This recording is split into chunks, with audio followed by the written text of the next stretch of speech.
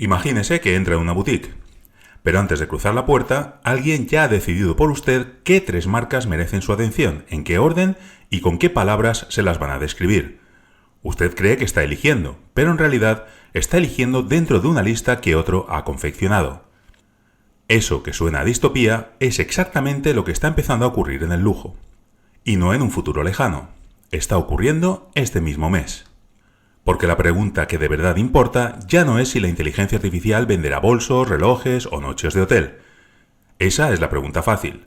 La difícil, la que le quita el sueño a los directivos del sector, o al menos debería quitárselo, es otra. ¿Quién controla el instante en que nace el deseo de comprar? ¿Quién es el dueño de esa primera palabra? Soy Juan Carlos Navarro y esto es Gen Exigente Criterio, porque en el lujo el criterio es la ventaja.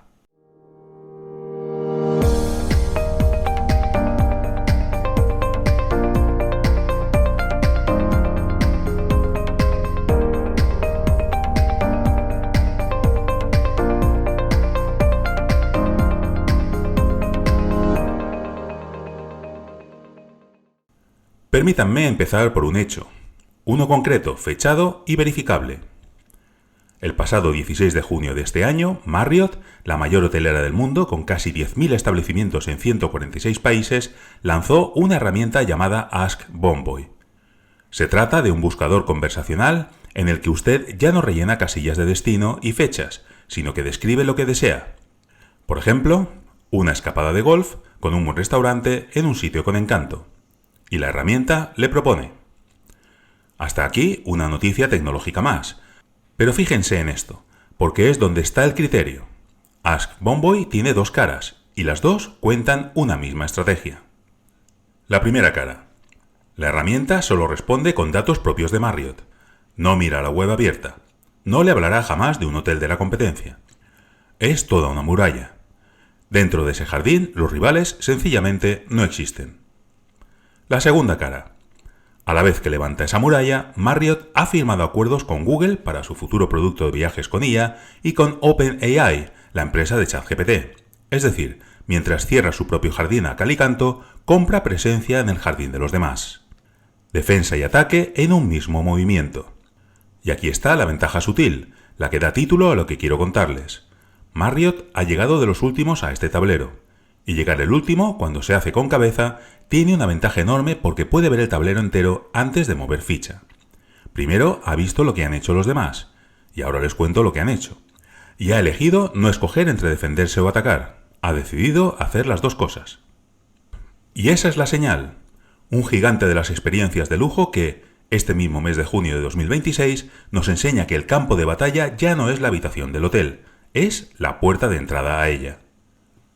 Ahora déjenme ordenar esto, porque debajo de la anécdota de Marriott hay un cambio de carácter estructural que afecta a toda la industria del lujo, desde el bolso hasta el yate. Permítanme darles primero el contexto. Y es que hace solo un día, el 25 de junio, Bain y Alta Gama publicaron la actualización de su estudio de referencia del sector. El dato destacado. El gasto global en lujo alcanzó los 1,443 billones con B de euros en 2025. Pero el dato interesante no es ese, es este otro. El interés del consumidor por las experiencias está creciendo a un ritmo 1,5 veces superior al de los bienes materiales.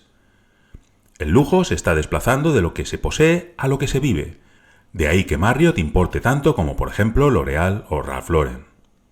Y ahora la tensión. Vámonos al verdadero meollo del asunto. En el lujo ocurre algo que no ocurre en casi ningún otro sector. La demanda no se revela, sino que se construye. Usted no necesita un bolso de 12.000 euros del mismo modo que necesita una barra de pan. Ese deseo se fabrica, con relato, con oficio, con escasez, con códigos culturales que la marca lleva décadas cultivando. El cliente, muchas veces, no sabe lo que quiere hasta que la marca se lo construye. Y ese momento de construcción del deseo es, sin ninguna duda, el eslabón más valioso de toda la cadena. Más que la venta, porque es ahí, en la inspiración, donde se decide cuánto está usted dispuesto a pagar de más. Ahora hágase esta pregunta. ¿Y si ese momento, el de la inspiración, el de la primera palabra, deja de ocurrir en la boutique o en la web de la marca y empieza a ocurrir dentro de un asistente de inteligencia artificial que no pertenece a la marca? McKinsey le ha puesto un nombre muy preciso a esto. Lo llama la puerta de entrada en disputa. Las marcas, dice, pueden seguir siendo dueñas del producto y del relato, pero ya no controlan automáticamente la interfaz donde se interpreta por primera vez la intención del cliente. Y quien controla esa puerta, controla la primera impresión. En el lujo, donde la primera impresión es casi el producto, eso lo es todo. Frente a esta amenaza, las grandes casas están respondiendo de maneras muy diferentes. Y quiero que veamos 4 porque cada una representa una apuesta estratégica distinta. La primera, construir tu propia puerta. Es lo que hizo Ralph Lauren en septiembre del año pasado con una herramienta que llamó con cierta gracia Ask Ralph. Un estilista conversacional dentro de su propia aplicación, entrenado con décadas de archivo de la marca, que solo le recomienda producto propio. Es la apuesta de quien dice que la puerta la construyo yo y la controlo yo. La segunda, entrar por la puerta de otro. Es lo que ha hecho L'Oréal. Y es que el pasado 18 de junio, en VivaTech, anunció una colaboración con OpenAI para llevar la experiencia de marca directamente dentro de ChatGPT. ¿Por qué? Porque ahí está el cliente. Escuchen este dato, que es revelador. De los 900 millones de conversaciones semanales que tiene ChatGPT, un 5% ya son sobre belleza. L'Oréal ha hecho un cálculo frío. Si mi cliente ya está en esa interfaz, más me vale estar yo también, aunque la interfaz no sea mía. La tercera vía es la de Marriott, que ya hemos visto. Las dos cosas a la vez, muralla propia y embajada en territorio ajeno. Y la cuarta, la más conservadora. No abrir ninguna puerta al cliente. Es por ahora la posición de LVMH.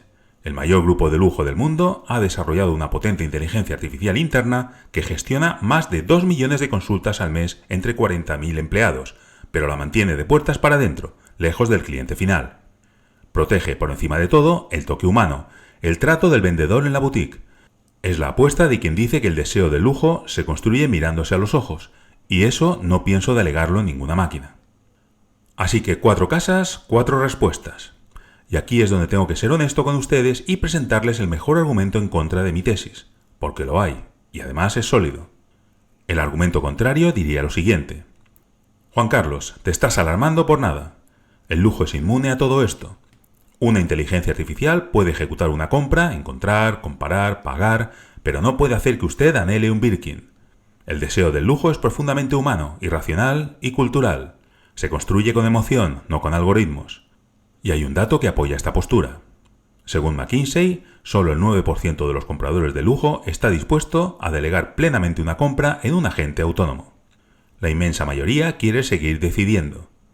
El cliente de lujo, precisamente por serlo, se resiste a la automatización. Luego, concluye este argumento, la puerta de entrada seguirá siendo la marca, porque el deseo no se puede subcontratar a una máquina. Y debo decir que es un buen argumento. De verdad que lo es. Y reconozco que tiene parte de razón, ya que el lujo más elevado, el del cliente de altísimo poder adquisitivo, probablemente conserve durante mucho tiempo ese trato humano insustituible. En eso, LVMH puede tener razón. Pero, y aquí viene mi matiz, creo que ese argumento confunde dos cosas diferentes. Confunde cerrar la compra con abrir el deseo. Es verdad que la máquina no va a cerrar la compra del Birkin. De hecho, fíjense en un detalle muy revelador. En marzo de este año, OpenAI retiró su función de compra instantánea dentro de ChatGPT. El modelo cambió a descubre en el chat, compra en la web de la marca. O sea, la transacción vuelve a la marca. El argumento contrario, en eso, acierta. Pero el deseo, la primera palabra, la inspiración, eso sí se está mudando a la gente. Y ahí es donde está el peligro que de verdad me preocupa, y me lleva a la implicación que cierra este análisis. Hay un hecho técnico, no una opinión, que lo demuestra. En el comercio mediado por agentes de inteligencia artificial, el rastro de datos del cliente empieza a registrarse solo a partir del momento en que añade algo al carrito. Todo lo anterior, el descubrimiento, la exploración, las dudas, las preferencias que se van afinando en la conversación, todo eso vive dentro de la gente. No lo ve la marca. La atribución, como dicen los técnicos, se colapsa. ¿Y por qué eso es tan grave para el lujo más que para cualquier otro sector? Porque la materia prima con la que el lujo construye su deseo es precisamente ese conocimiento del cliente en el momento en el que el deseo todavía se está formando. Si ese momento ocurre dentro de una máquina ajena, la marca pierde la materia prima de su oficio, deja de construir el deseo y pasa poco a poco a surtir un catálogo que orquesta otro. Y aquí está la consecuencia que de verdad deja al sector ante una situación incómoda y se lo digo con todas las letras. Esto no es un problema de imagen, es un problema de margen. Permítanme explicar el porqué, paso a paso, porque quiero ser muy claro en que esto es una proyección razonada y no un dato que ya podamos medir. El razonamiento es este. El poder de fijar precios altos, el verdadero corazón del negocio del lujo, nace de la capacidad de construir el deseo. Si usted pierde el control del momento en que se construye el deseo, pierde antes o después parte de su poder para fijar el precio. Y si pierde el poder para fijar el precio, el margen se resiente. Interfaz, deseo, precio, margen, esa es la cadena.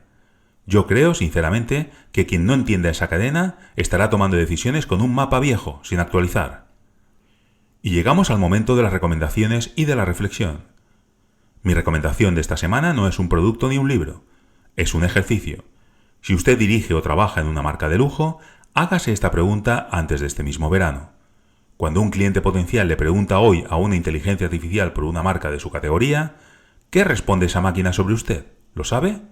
¿Lo ha comprobado alguna vez? Porque le garantizo que sus clientes ya lo están haciendo, aunque usted no lo esté mirando.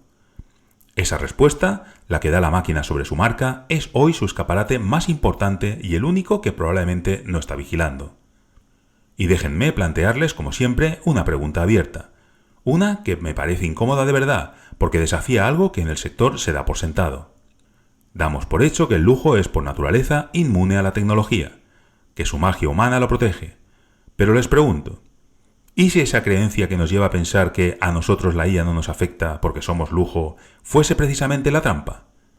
¿Y si la mayor amenaza para una casa de lujo no fuera la inteligencia artificial, sino su propia soberbia al pensarse a salvo de ella? Porque yo tengo una sospecha, y podría estar equivocado, pero ahí se la dejo. Las marcas que se crean inmunes serán las primeras en perder la primera palabra, y cuando quieran recuperarla, la puerta ya tendrá otro dueño. Tienen, calculo, entre 18 y 24 meses para responder a esa pregunta, y no es un horizonte temporal colocado por capricho, sino porque desarrollar e implantar herramientas de este calibre lleva su tiempo, medio año de concepción, un año o más incluso en desarrollo. La ventana está abierta, pero no estará abierta para siempre. De todo esto, de las 4 estrategias, de cuál protege mejor el capital de la marca y de los escenarios que se abren a partir de aquí, hablo con más detalle en el artículo que acompaña a este episodio. Y los comparadores de carácter estratégico los reservamos para quienes nos acompañan en Gen Exigente Plus. Ha sido un placer pensar el lujo con ustedes una semana más. Soy Juan Carlos Navarro y esto ha sido Gen Exigente Criterio, porque en el lujo el criterio es la ventaja.